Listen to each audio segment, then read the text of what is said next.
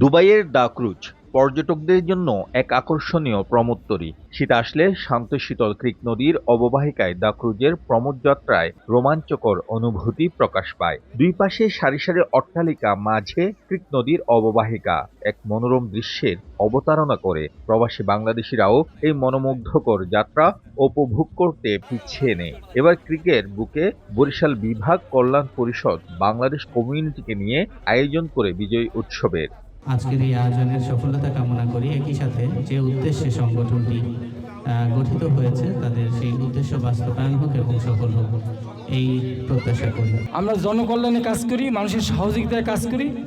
এই কাজ যেন আমরা যতদিন আছি করতে পারি, এইটাই আপনার সাথে দোয়া চাই। উৎসবে ছিল আলোচনা অনুষ্ঠান, আরব ভূমির ঐতিহ্যবাহী নৃত্য, পিঠাপুলির মেলা, শিশু কিশোরদের খেলাধুলা ও বরিশাল বিভাগ কল্যাণ পরিষদের শপথ অনুষ্ঠান। এতে যোগ দেন বাংলাদেশ মিশন কর্মকর্তারাও।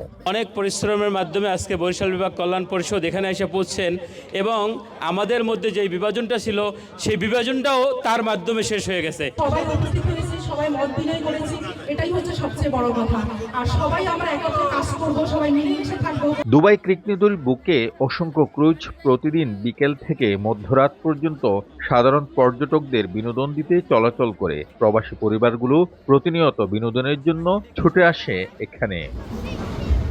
শিবলাল সাদিক, সময় সংবাদ, সংযুক্ত আরব আমিরাত।